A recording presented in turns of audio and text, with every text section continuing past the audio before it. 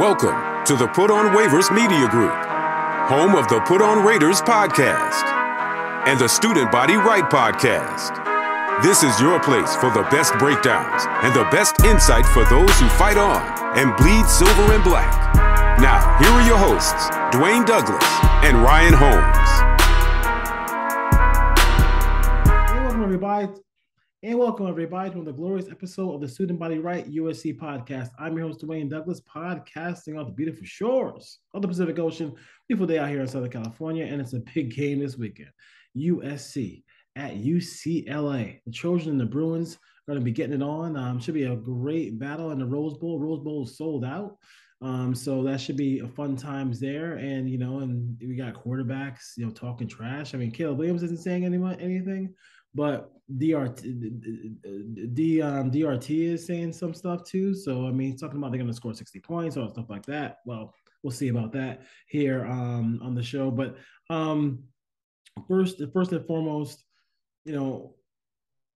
USC goes into this game and looks like Eric Gentry is coming back. Looks like Mario Williams is coming back. So it looks like they're going to get a little bit healthier.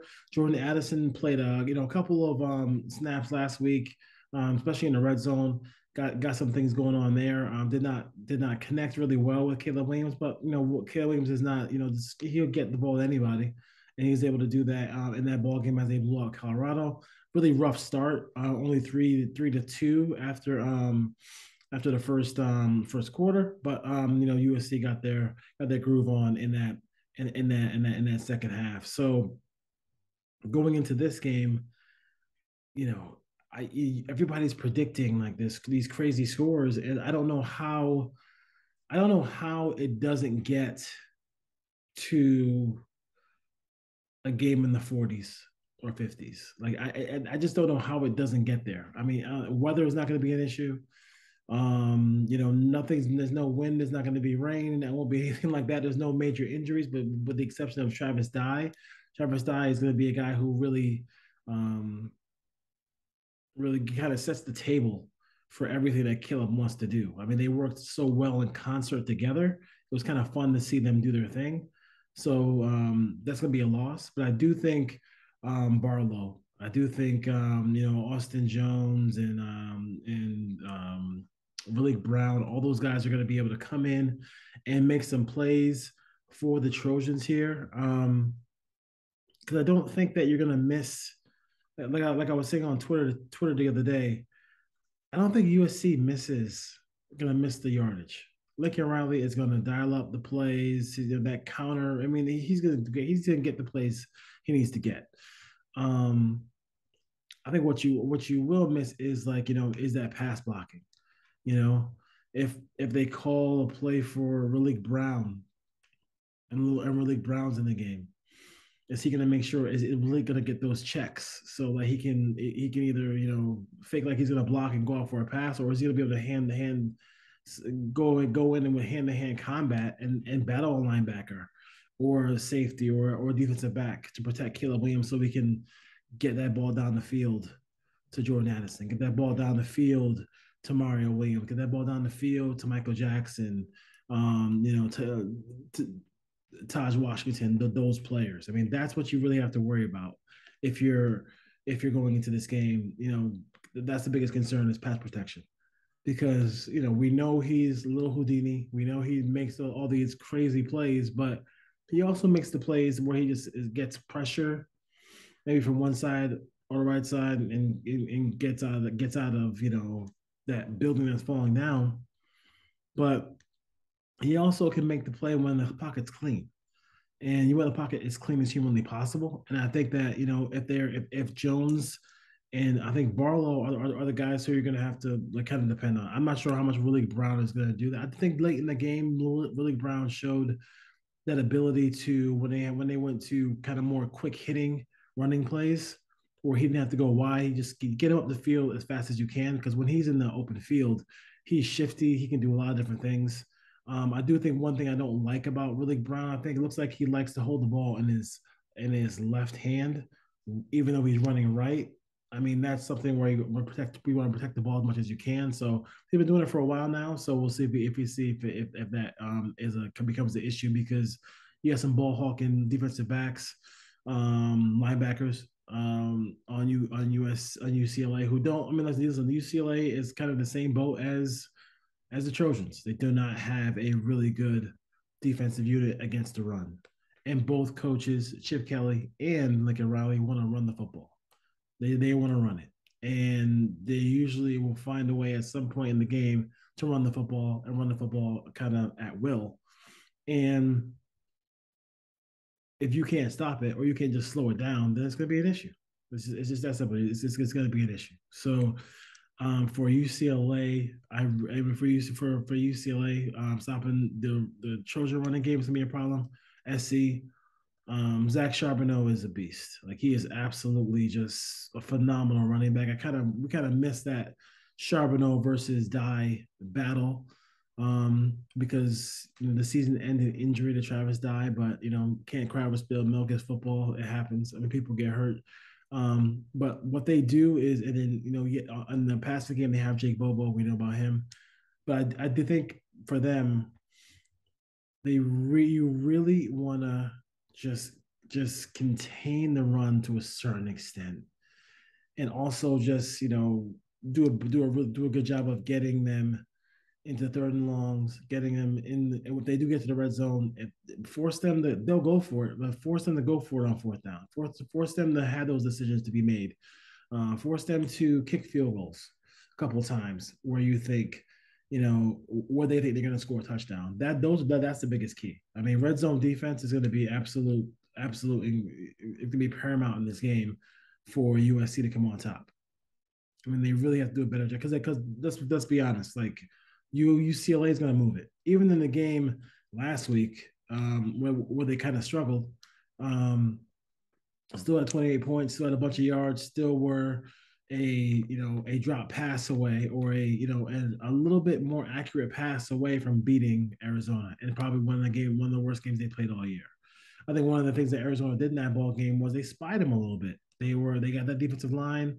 The guy who was rushing up the middle did not rush. He just kind of danced and just stayed away from his blocker and just said, "Hey, I'm going to shadow DRT wherever he goes."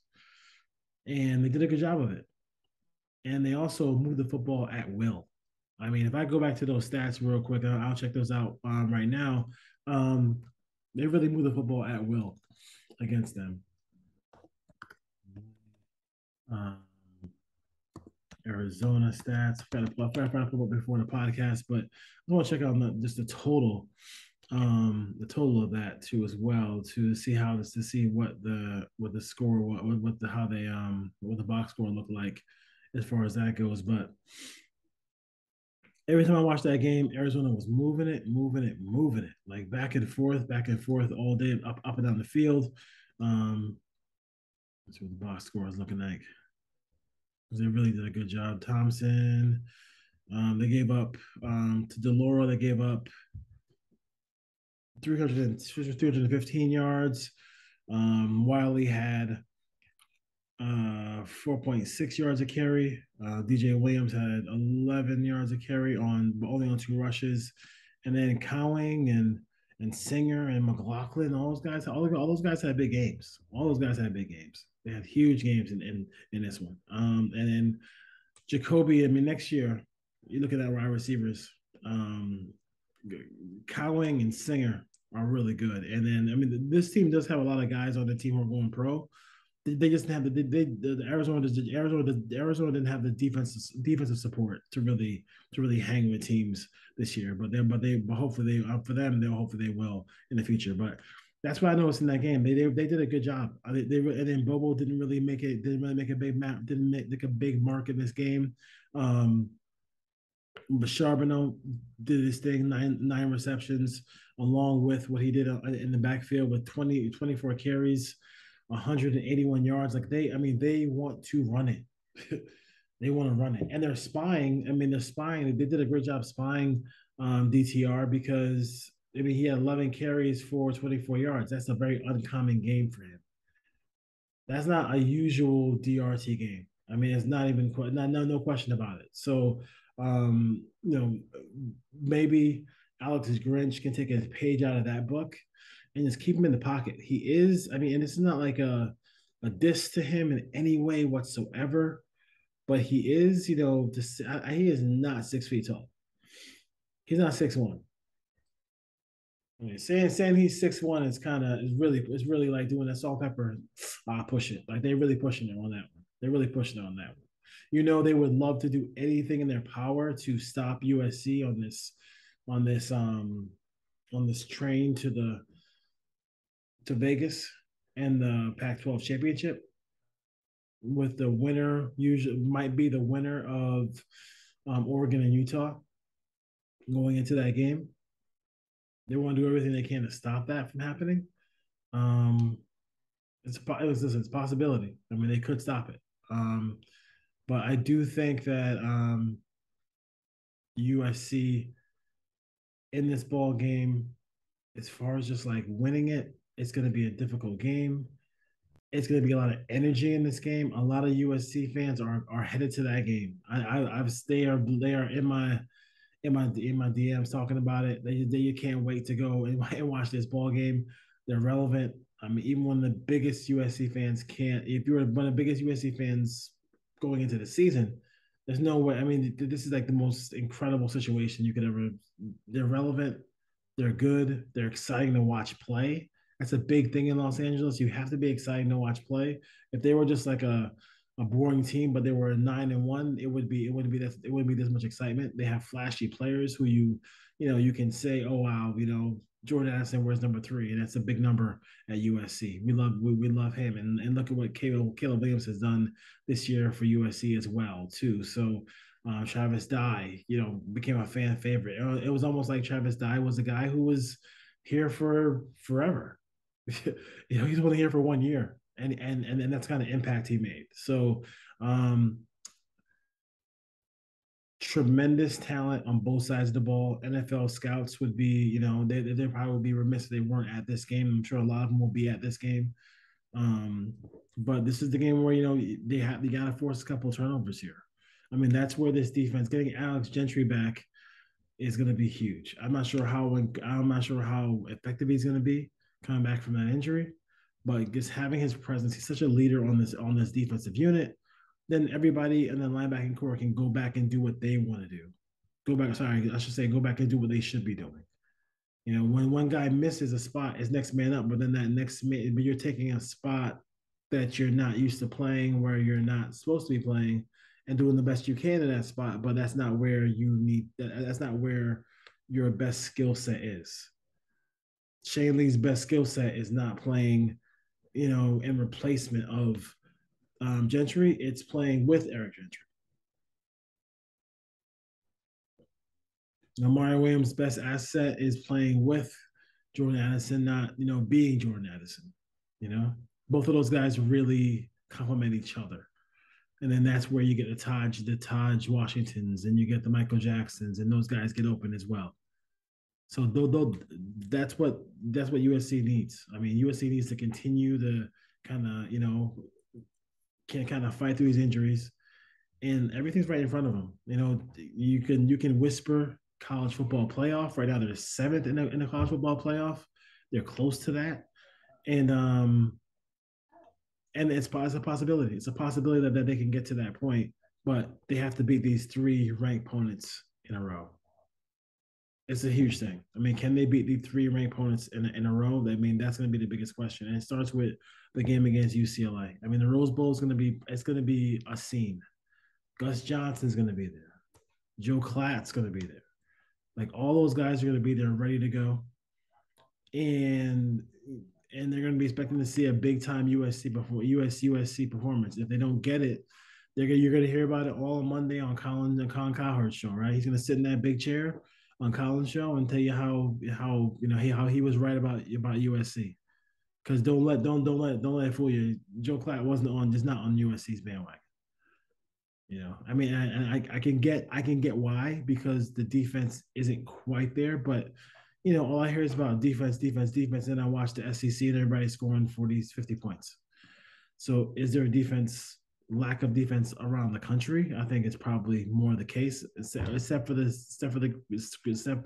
great state of Georgia, where the Georgia Bulldogs have that great defense. they have those potentials that kind of slow you down and do all those things. So USC um, at UCLA, big game. So we'll see what happens there as far as that goes. We talked about the health, talked about DRT's comments, DTR's comments that I keep calling DRT. The DTR's comments about, hey, I'm gonna go out there and score 60 again, like I did the previous year. Don't see that happening, but we'll see what happens there. Um, for the Paul, listen, people talk about Feinbaum all they want. Like the West, the thing about UCLA, about UCLA going to the going to Big Ten, and also USC going to Big Ten, is USC,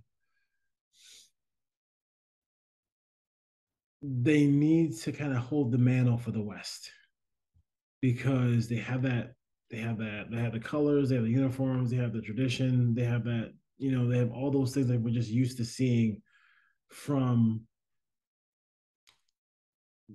West Coast. They kind of represent the standard bearers for West Coast football because they're disrespecting pretty much everybody on ESPN or Feinbaum. I mean, the university, they talked about going at Utah wasn't an easy game.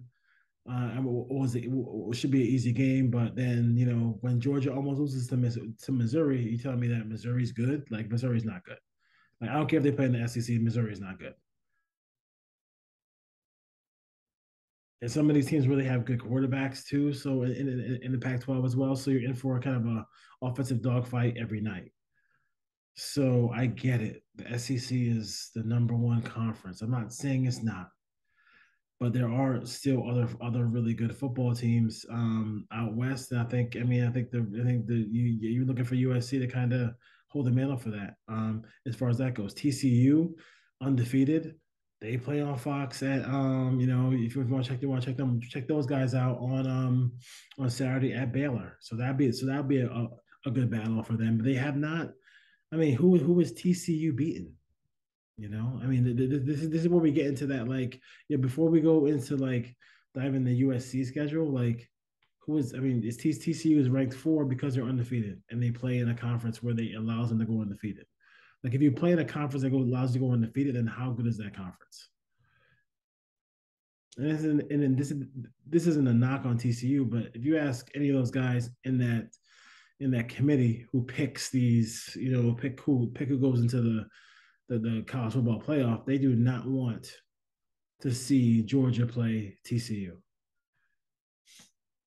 That's the last thing they want. Let's dive into that little before we head out of here. Let's dive into that TCU schedule. Like who did they play this year? That was so incredible. As far as that goes, Michigan and Ohio State. Like Michigan, and Ohio State, they don't. I mean, they didn't really play. I mean, it's not their fault that I mean, up and down Penn State's supposed to be a really good team for them to play.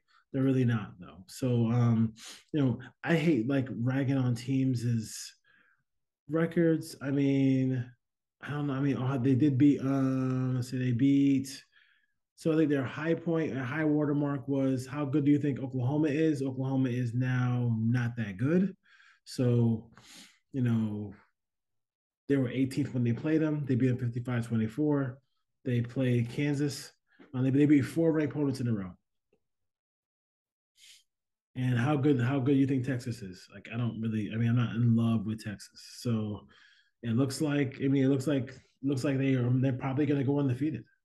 If they don't win, if they win this game, if they win this game against Baylor, they're going to go undefeated. I mean, and they're probably going to be the football playoffs. So, and then a team like USC might be on the outside looking in. But we thought Oregon was going to go undefeated. We thought, or have one loss. We thought the same thing about some of the other teams in college football.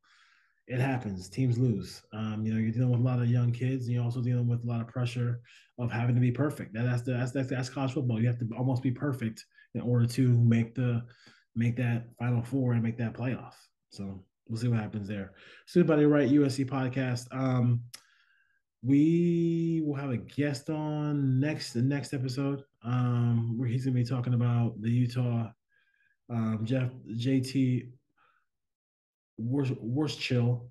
of the Locked On Utes podcast. Talk about Pac-12 and also talk about their big game, another big game on Saturday, which will be Oregon and Utah. So should be and it's weird. They're kind of like not.